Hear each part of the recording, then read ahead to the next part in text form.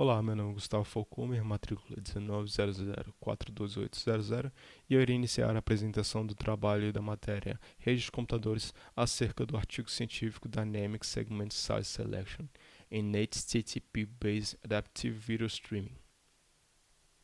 A introdução começa com a contextualização, onde explica que o streaming de vídeo corresponde a 55% do uso das bandas móveis, com uma previsão de aumento para 75% em 2020, de acordo com as fontes citadas no texto, e que apesar do aumento da velocidade das redes móveis com tecnologias como 5G, estas ainda sofrem com instabilidades.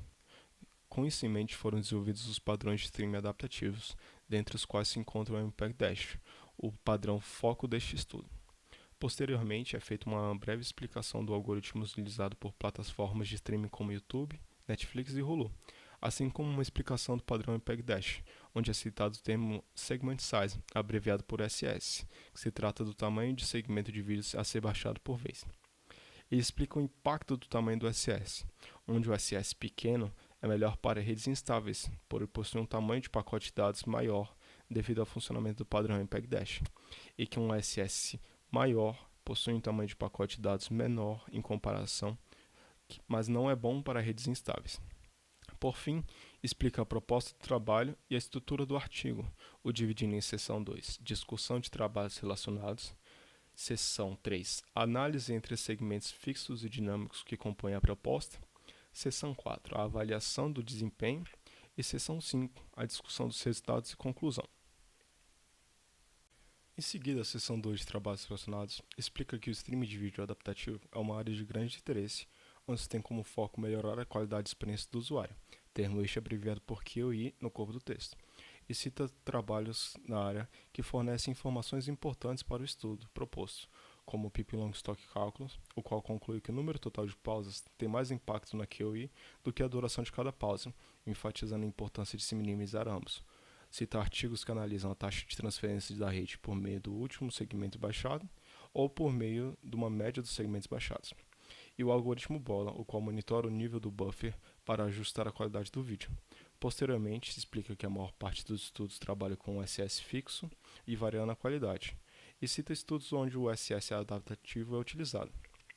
Conclui explicando que o diferencial deste estudo está na profunda análise dos impactos do SS fixo no MPEG Dash e na proposição de um algoritmo adaptativo, focado em oferecer a maior qualidade ao usuário final, minimizando interrupções, sendo este comparável ao uso de SS fixos menores.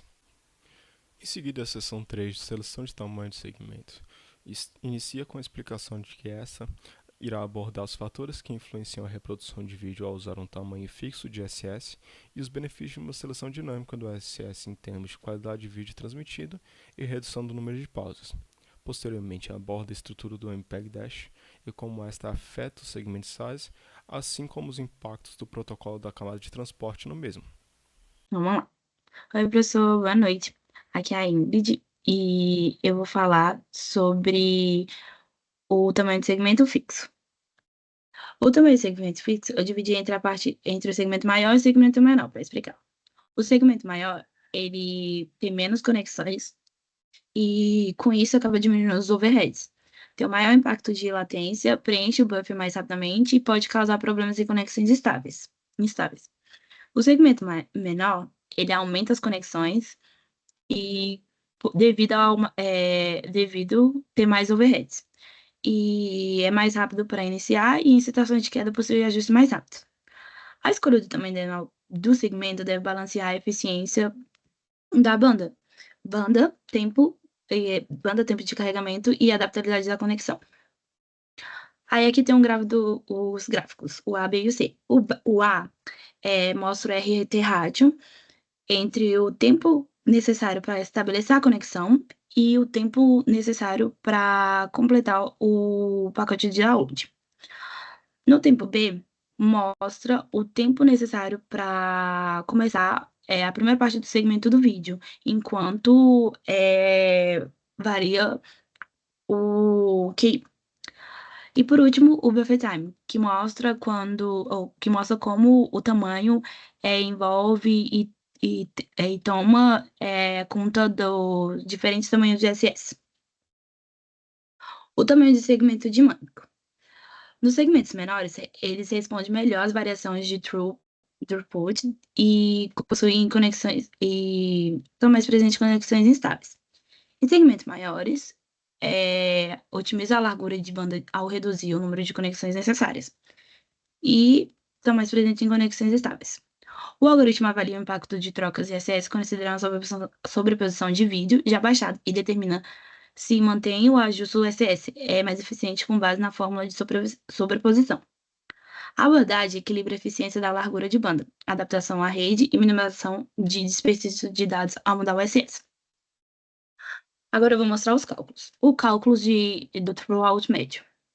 Ele, é, tipo assim, essa fórmula ela representa o cálculo da média dos últimos M valores de throughout, que é a taxa de transferência de dados medidos pela rede. O objetivo dele é determinar a capacidade média de rede para estimar a qualidade que pode ser oferecida. Aí o cálculo ao lado, que é o cálculo da estabilidade da conexão. Ele representa ele mede a variação do throughout em relação à média, dando mais peso para os valores mais recentes, representados por I. O objetivo é avaliar a estabilidade da conexão. Conexões estáveis, com pequenas variações, resultam em valores menores, enquanto conexões instáveis têm valores maiores. É o próximo cálculo.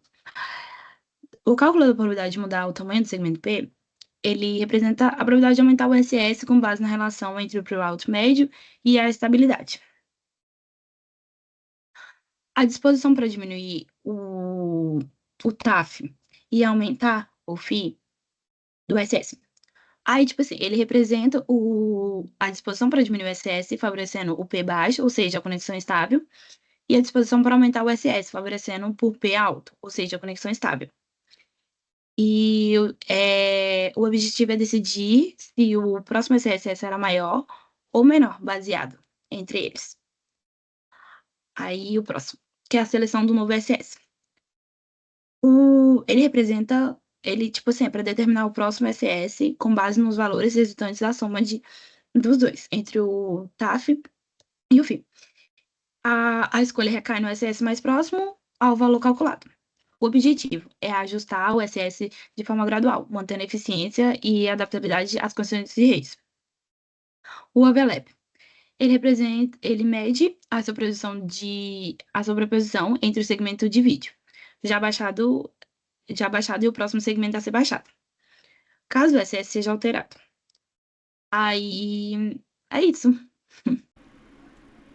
Olá, sou a Gabriela e eu vou falar um pouquinho sobre essa parte do artigo, começando na avaliação de desempenho. Então, nessa sessão, os autores vão fazer uma comparação da seleção dinâmica de tamanho de segmento com seleção fixa e vão usar como referência o vídeo Big Buck Bunny. Essa análise ela vai ser realizada implementando o aplicativo Android com a biblioteca Exoplayer para a gente poder fazer essa avaliação desses 3 métodos de reproduzir um vídeo que está em um servidor. O primeiro método é o Less Segment, e ele utiliza uma seleção fixa de segmento, que é baseado na maior qualidade com tamanho médio menor que o último throughput. O segundo método, o Smooth, é similar e escolhe o pacote de melhor qualidade, só que baseado num histórico de throughput mais longo. E o Dynamic, que vai utilizar o algoritmo WISER, que é o proposto pelos autores, ele se dá por uma seleção de melhor qualidade a ser enviada, considerando outros fatores, como variável de estimativa de vazão da rede.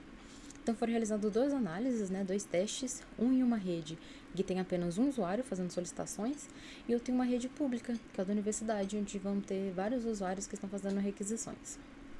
Nessa segunda parte, a gente tem uma análise estática, em que a gente tem um gráfico que é composto pelas 3 figuras, 3A, B e C. A gente consegue observar pelo gráfico, que o algoritmo WISER, que é o proposto pelos autores, ele obtém um resultado melhor em comparação aos outros métodos, porque ele acaba se adaptando melhor à largura de banda oferecida pela rede e também obtém bons resultados em relação ao tempo e à quantidade de pausas na execução do vídeo.